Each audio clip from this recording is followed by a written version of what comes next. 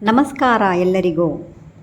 ಚಿತ್ರಲೋಕದ ಜೀವನ ಈ ಚಾನೆಲ್ಗೆ ನಿಮಗೆ ಸ್ವಾಗತ. ನಾನು ನಿಮಗೆ ಇವತ್ತು ಹಳೆಯ ನಟಿ ಪದ್ಮಪ್ರಿಯ ಅವರ ಬಗ್ಗೆ ಹೇಳುತ್ತೇನೆ. ಪದ್ಮಪ್ರಿಯ ಇವರು 1970ರ ದಶಕದಿಂದ 80ರ ದಶಕತನ ಮಿಂಚಿದ ನಟಿ. ಇವರು ನೋಡಲು ತುಂಬವೇ ಸುಂದರವಾಗಿದ್ದರು. ಇವರು ಕರ್ನಾಟಕದವರೇ, ಆದರೆ ಇವರು ಮೊದಲು ಸಿನಿಮಾ ಮಾಡಿದ್ದು ತೆಲುಗು. ಇವರ ಹುಟ್ಟ ಹೆಸರು ಪದ್ಮಾಲೋಚನೆ. ಇವರ ಮೊದಲ ತೆಲುಗು ಸಿನಿಮಾ 1974ರಲ್ಲಿ ಆಡಪಿಲ್ಲ ತಂಡ್ರಿ. ಈ ಸಿನಿಮಾದಿಂದ ಇವರು ಸಿನಿರಂಗಕ್ಕೆ ಬರುತ್ತಾರೆ. ಆಮೇಲೆ ಕನ್ನಡ ಸಿನಿಮಾ ಮಾಡುತ್ತಾರೆ. ಆಮೇಲೆ 1976ರಲ್ಲಿ ಇವರು ಬಂಗಾರದ ಗುಡಿ ಎಂಬ ಸಿನಿಮಾ ಮಾಡುತ್ತಾರೆ. ಆಮೇಲೆ ಇವರು ಕನ್ನಡ ಸಿನಿಮಾದ ಜನಪ್ರಿಯ ನಟಿಯಾಗುತ್ತಾರೆ. ಇವರ ಕಾಲದಲ್ಲಿ ಖ್ಯಾತ ನಟಿಗಳು ಇದ್ದರು. ಭಾರತಿ, ಕಲ್ಪನಾ, ಆರತಿ ಮುಂತಾದ ನಟಿಯರು ಇದ್ದರು. ಆದರೂ ಪದ್ಮಪ್ರಿಯ ಅವರು ತಂದೆ ಒಂದು ಹೆಸರು ಮಾಡಿಕೊಂಡಿದ್ದಾರೆ. ಇವರು ತಮಿಳ್, ತೆಲುಗು, ಮಲಯಾಳಂ ಈ ಎಲ್ಲ ಭಾಷೆಗಳಲ್ಲಿ ಅಭಿನಯ ಮಾಡಿದ್ದಾರೆ. ಇವರ ಹಿಟ್ ಸಿನಿಮಾಗಳು ಪಟ್ಟಣಕ್ಕೆ ಬಂದ ಪತ್ನಿಯರು. ಈ ಸಿನಿಮಾದಲ್ಲಿ ಇವರು ಲೋಕೇಶ್ ಅವರ ನಾಯಕಿಯಾಗಿದ್ದರು. ಶ್ರೀನಾಥ್ ಅವರ ಜೊತೆ ಕೂಡ ಇವರು ಅಭಿನಯಿಸಿದ್ದಾರೆ. ಇವರ ಸಿನಿಮಾ ಪ್ರೀತಿ ಮಾಡು ತಮಾಷಾ ನೋಡು. ಅನಂತ್ನಾಗ್ ಅವರ ಜೊತೆ ಕೂಡ ಇವರು ಕಾಮಿಡಿ ಸಿನಿಮಾ ಮಾಡಿದ್ದಾರೆ. ನಾರದ ವಿಜಯ. ಇನ್ನೊಂದು ಸಿನಿಮಾ ಬಾಡದ ಹೂ, ಬಂಗಾರದ ಗುಡಿ. ಇವರು ವಿಷ್ಣುವರ್ಧನ್ ಅವರ ಜೊತೆ 4 ಸಿನಿಮಾ ಮಾಡಿದ್ದಾರೆ. ವಿಷ್ಣುವರ್ಧನ್ ಮತ್ತು ಪದ್ಮಪ್ರಿಯ ಅವರ ಜೋಡಿ ಜನರು ಮೆಚ್ಚುತ್ತಿದ್ದರು. ಇವರಿಬ್ಬರ ಅಭಿನಯ ಜನರಿಗೆ ತುಂಬ ಇಷ್ಟವಾಗುತ್ತಿತ್ತು. ಇವರು ಡಾಕ್ಟರ್ ರಾಜ್ಕುಮಾರ್ ಅವರ ಜೊತೆ ಕೂಡ ಸಿನಿಮಾ ಮಾಡಿದ್ದಾರೆ. ಇವರಿಗೆ ದಕ್ಷಿಣದ ಹೇಮಾಮಾಲಿನಿ ಎಂದು ಹೇಳುತ್ತಿದ್ದರು. ಇವರು ನೋಡಲು ಸ್ವಲ್ಪ ಹೇಮಾಮಾಲಿನಿ ಹಾಗೆ ಕಾಣುತ್ತಿದ್ದರು. ಆದುದರಿಂದ ಇವರಿಗೆ ದಕ್ಷಿಣದ ಹೇಮಾಮಾಲಿನಿ ಎಂದು ಹೇಳುತ್ತಿದ್ದರು. ಇವರು ಫೇಮಸ್ ನಟ ಆದ ಶಿವಾಜಿ ಗಣೇಶ್ ಮತ್ತು MG ರಾಮಚಂದ್ರನ್ ಅವರ ಜೊತೆ ಕೂಡ ಇವರು ಅಭಿನಯ ಮಾಡಿದ್ದಾರೆ. ಇವರು 80 ಚಲನಚಿತ್ರ ಅಭಿನಯ ಮಾಡಿದ್ದಾರೆ. ಟಾಪ್ ನಟಿಯಾಗಿ ಮೆರೆದಿದ್ದಾರೆ. ಇವರು 1974ರಿಂದ 81ವರೆಗೆ 7 ವರ್ಷಗಳ ಕಾಲ ಸಿನಿಮಾ ರಂಗದಲ್ಲಿ ಸಕ್ರಿಯರಾಗಿದ್ದರು. ಇವರು ಟಾಪ್ದಲ್ಲಿ ಇದ್ದಾಗಲೇ ಇವರಿಗೆ ಮದುವೆ ಮಾಡುತ್ತಾರೆ. ಇವರ ವೈಯಕ್ತಿಕ ಜೀವನ. ಇವರು ಇನ್ನು ಸಿನಿಮಾದಲ್ಲಿ ಅಭಿನಯ ಮಾಡುತ್ತಿರುವಾಗಲೇ ಇವರ ಮನೆಯವರು ಒಂದು ಗಂಡು ಹುಡುಕಿ ಇವರಿಗೆ ಮದುವೆ ಮಾಡುತ್ತಾರೆ.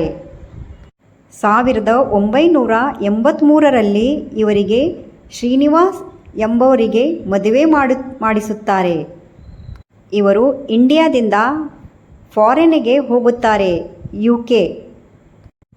ಇವರಿಗೆ ಒಂದು ಮಗು ಕೂಡ ಹುಟ್ಟುತ್ತದೆ. ಆದರೆ ಈ ಮದುವೆ ಬಹಳ ದಿನ ನಡೆಯಲಿಲ್ಲ. ಪದ್ಮಪ್ರಿಯ ಅವರ ಗಂಡ ಶ್ರೀನಿವಾಸ ಇವರಿಗೆ ಇಲ್ಲದೆ ಅಪವಾದ ಕೊಡುತ್ತಿದ್ದರು. ಇವರು ಸಿನಿಮಾ ಮಾಡೋದು ಅವರಿಗೆ ಇಷ್ಟ ಆಗುತ್ತಿರಲಿಲ್ಲ. ಕೊನೆಗೆ ಇವರ ವಿವಾಹ ವಿಚ್ಛೇದನ ಆಗುತ್ತದೆ. ಡೈವರ್ಸ್ ಆಗಿ ಇವರು ಮತ್ತೆ ಭಾರತಕ್ಕೆ ಬರುತ್ತಾರೆ. ಮದುವೆ ಆದ ನಂತರ ಇವರ ವೈಯಕ್ತಿಕ ಜೀವನ ದುಃಖವಾಗಿತ್ತು. ಇವರು ಮತ್ತೆ ಸಿನಿಮಾದಲ್ಲಿ ಅಭಿನಯ ಮಾಡುವುದಕ್ಕೆ ಪ್ರಾರಂಭಿಸುತ್ತಾರೆ. ಇವರು ಅಮೇರಿಕಾದಿಂದ ಬಂದ ಮೇಲೆ ಒಂದು ಬೆಂಗಳೂರಿನಲ್ಲಿ ಇಂಟರ್ವ್ಯೂ ಕೊಡುತ್ತಾರೆ. ಅದರಲ್ಲಿ ನಾನು ಮರಳಿ ಭಾರತಕ್ಕೆ ಬಂದಿದ್ದೇನೆ, ನಾನು ಮತ್ತೆ ಸಿನಿಮಾದಲ್ಲಿ ಅಭಿನಯ ಮಾಡುತ್ತೇನೆ ಎಂದು ಒಂದು ಇಂಟರ್ವ್ಯೂವಿನಲ್ಲಿ ಹೇಳುತ್ತಾರೆ. ಆದರೆ ಅವರಿಗೆ ಯಾವುದೇ ಪಾತ್ರ ಕೊಡಲು ನಿರ್ದೇಶಕರು ಒಪ್ಪುವುದಿಲ್ಲ.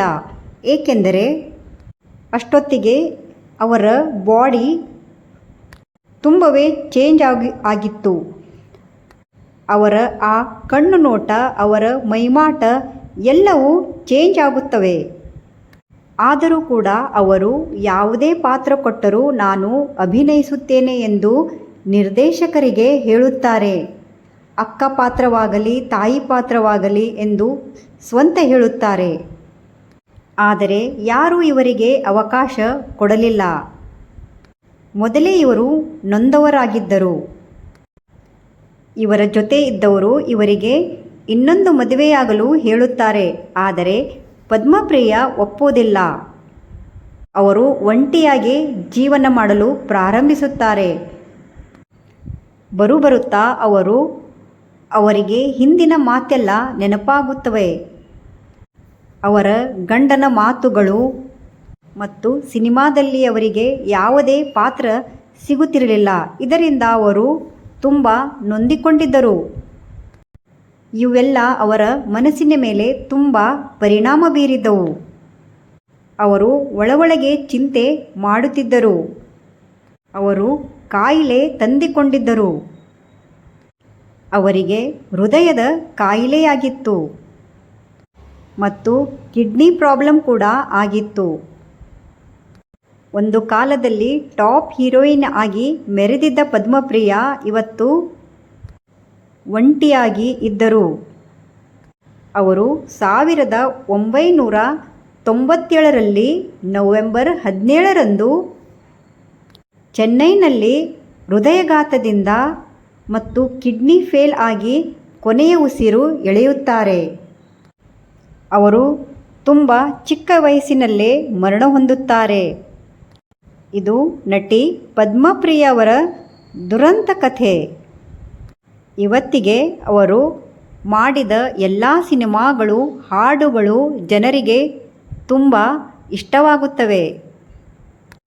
ಆ ಕಾಲದಲ್ಲಿ ನಟಿಯರು ತುಂಬವೇ ನ್ಯಾಚುರಲ್ ಆಗಿ ಆ್ಯಕ್ಟಿಂಗ್ ಮಾಡುತ್ತಿದ್ದರು. ದಕ್ಷಿಣದ ಹೇಮಮಾಲಿನಿ ಎಂದೇ ಪ್ರಸಿದ್ಧರಾದ ನಮ್ಮ ಪದ್ಮಪ್ರಿಯ ಅವರು. ಧನ್ಯವಾದ.